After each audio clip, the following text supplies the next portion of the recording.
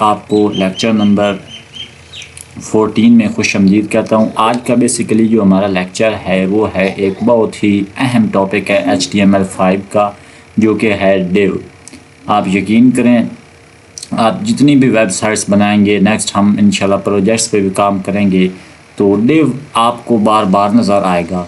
बल्कि आपका जो पूरा पेज है वो भी एक किस्म का डिव पर ही मुश्तमिल होता है।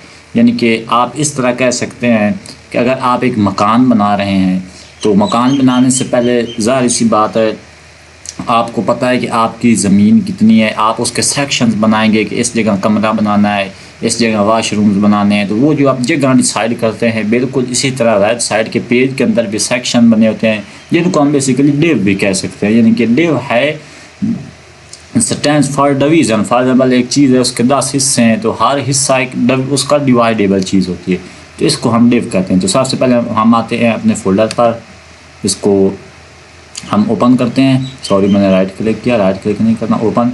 यहाँ से कोई भी फाइल मैं अबाउट उठा लेता हूँ। आप जिस पे करंटली वर्क कर रहे हो आप उसी को ओपन करें। उसके बाद मैंने नोट पैड के साथ इसको ओपन किया, और ये हमारा कुछ पिछला कोड है जिसको मैं अभी रिमूव कर देता हूँ। और यहाँ पे जो आज का हमारा टॉपिक है वो है डिव।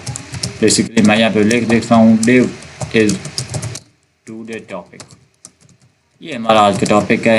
कंट्रोल एस करता हूँ, दोबारा आता हूँ अपने फोल्डर में और इसको डबल क्लिक करता हूँ ताकि हमें आउटपुट भी नज़र आए। तो कि आ गया डिव इज़ टुडे टॉपिक। तो बेसिकली सबसे पहले हम जानेंगे कि डिव का सिंटैक्स क्या है और डिव यूज़ क्यों होती है। सिंपली आपने यहाँ इस तरह डिव लिखना है, फिर डिव को क्लोज कर देना है, तो ये आपकी डिव बन गई, यानी कि ये आपका एक हिस्सा बन गया। अच्छा, अब डिव के अंदर आप कुछ भी कर सकते हो, यानी कि ये आपकी पहली डिव है, इसके अंदर आप लिख दो पैराग्राफ, लिख दो कि पैराग्राफ को क्लोज करो, this is para and this is my first div. यानी कि ये आपने किया, इसको कंट्रोल एस किया, ब्राउज़र को रिफ़्रेश किया, तो दिस इज़ पैरा।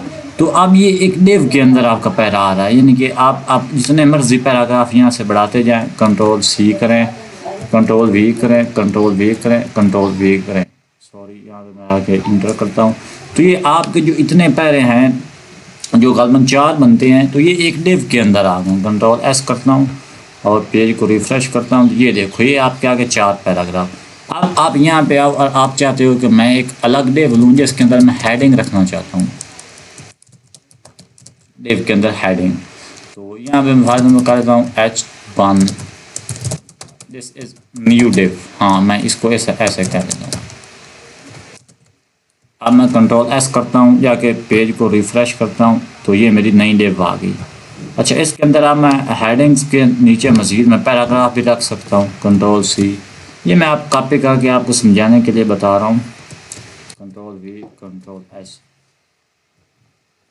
रिफ़्रेश किया, तो ये देखो एक हमारी ये डिव है, सॉरी एक हमारी ये डिव है जिसके अंदर ये पैराग्राफ है, एक हमारी ये डिव है। तो स्टूडेंट आप यहाँ पे पूछेगा तो कि सर यहाँ पे डिव का फ़ायदा हमें क्या है। एक्चुअली मैं आपको बताता हूँ। यहाँ पे राइट क्लिक करो, इंस्पेक्ट करो, तो ये देखो ये हमारी आ रही डिव। ये मेरा कर्सर देखो, ये देखो, इसको डिव को मैं करता हूँ यहाँ से क्लोज, तो ये देखो हमारी एक ये डिव आ रही है।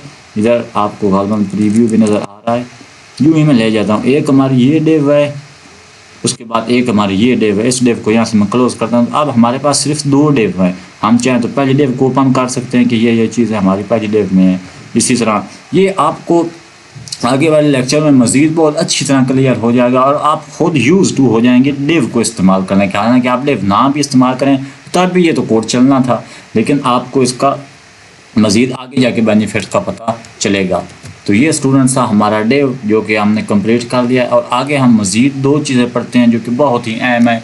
वो है, एक होती है आईडी और एक होती है क्लास।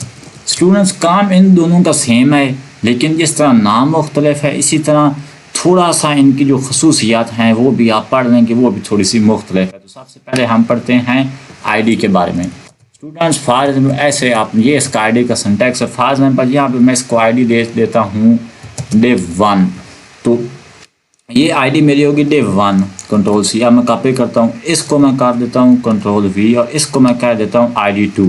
अब आप पूछेंगे कि आपने इसका नाम भी ID1 रखा है, इसका नाम आपने dev2 क्यों रखा है।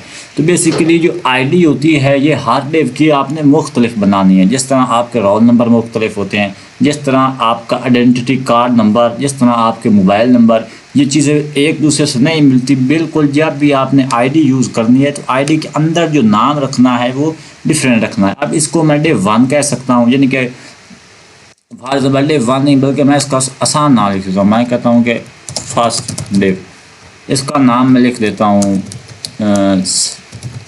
Second dev। अब अगर मुझसे कोई पूछे कि आपके प्रोग्राम में फर्स्ट dev कहाँ है, तो मैं डायरेक्टली यहाँ पे आ जाऊँगा कि ये मेरी फर्स्ट dev है। फर्स्ट dev के अंदर क्या ये चीज़ें पढ़िए। बिल्कुल इसी तरह ये है, लेकिन ये आप कहेंगे ये ID और ये यूज़ कहाँ होती है। बेसिकली ये यूज़ होती है CSS में, जावास्क्रिप्ट में, PHP में। ये बहुत ही इस्तेमाल होने वाली चीज़ें हैं जो कि ID का आपने पढ़ लिया। ID के बाद आती है क्लास। क्लास में फॉर एग्जाम्पल मैं लिख देता हूँ फर्स्ट, मैं लिख सकता हूँ माई क्लास, हाँ आसानी के लिए, ठीक हो गया, Ctrl+S। अब मैं यही क्लास यहाँ से कॉपी करके नीचे भी पेस्ट कर सकता हूँ, Ctrl+V Ctrl+S। अब मैं ब्राउज़र को रिफ्रेश करता हूँ तो आप कहेंगे कि सर यहाँ पे फ़र्क तो कुछ भी नहीं पड़ा, ना यहाँ पे ID नज़र आ रहे, ना यहाँ पे क्लास। असल में स्टूडेंट्स ये बैकएंड के लिए इस्तेमाल होती हैं। ये आप बैकएंड पर काम करते हैं ID और क्लासेस के साथ, CSS कंट्रोल करते हैं, वो चीज़ें फर्दर मैं आपको बताऊंगा। ये तो मैंने आपको तरीका बताया कि आप इस तरह ID और क्लासेस दे सकते हैं। तो क्या सर हम यहाँ पे एक और ID भी दे सकते हैं? नहीं, आपने ये प्रॉपर्टी सिर्फ एक बार इस्तेमाल करनी है। एक टैग पे आप ID और क्लास दोनों भी यूज़ कर सकते हैं, एक भी यूज़ कर सकते हैं, ये सिंपली आप पे।